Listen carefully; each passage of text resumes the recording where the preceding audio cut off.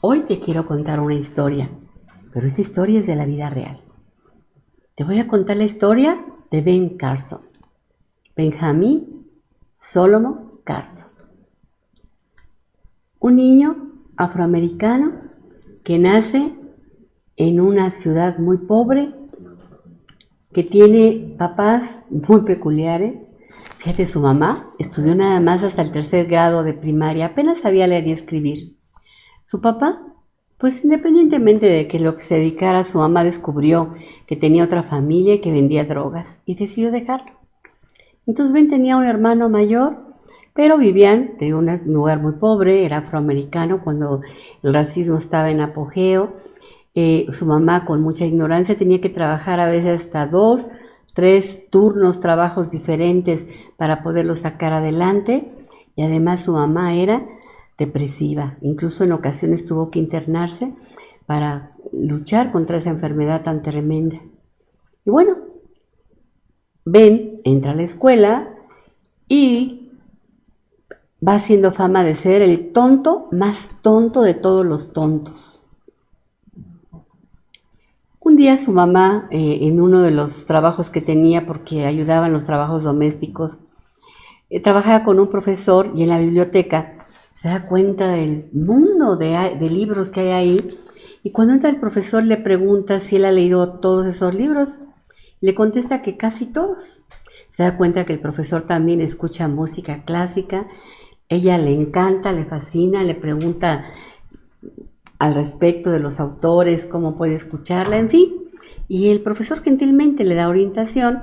Y bueno, el caso es que la mamá de Ben decide poner reglas y límites en su casa. Y les dice a sus hijos, que estaban acostumbrados a ver televisión en horas y deshoras, que se acababa.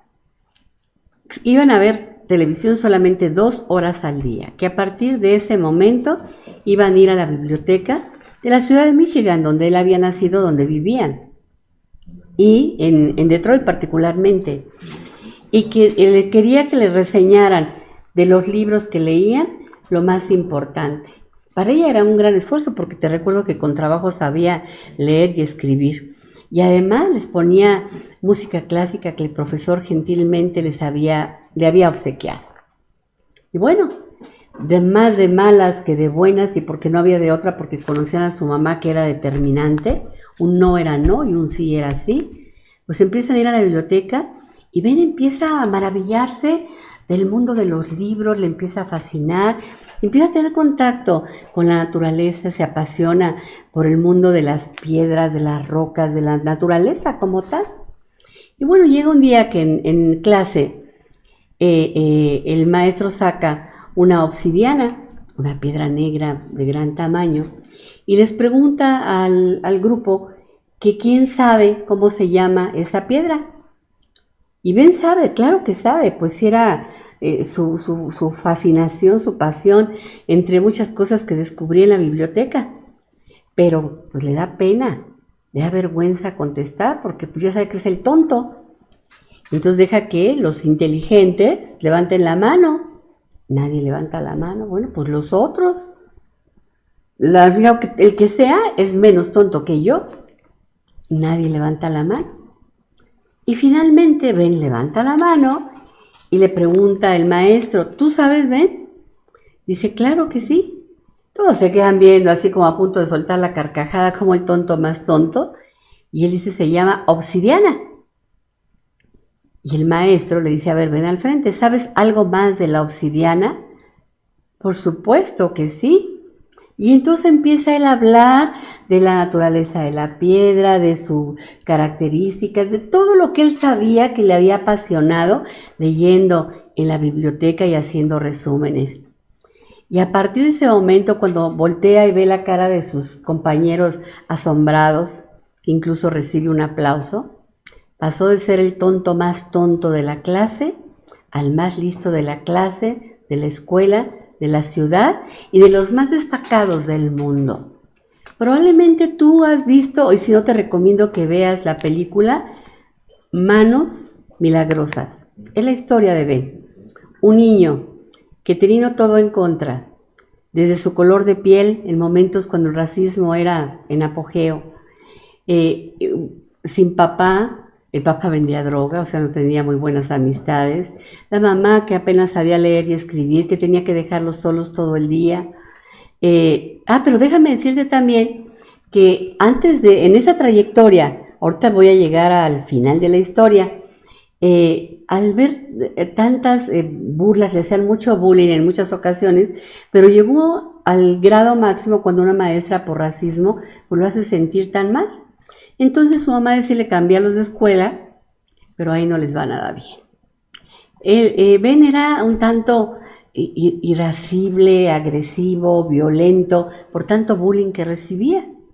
Pero sin embargo los libros y la música clásica lo habían transformado.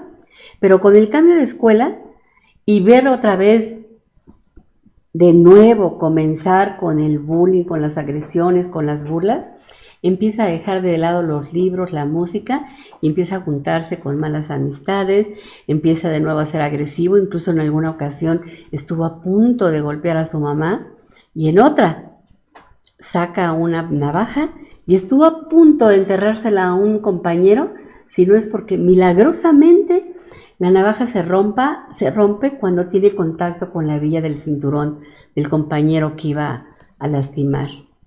En ese momento él reacciona, se echa a correr, se da cuenta que quiere su vida.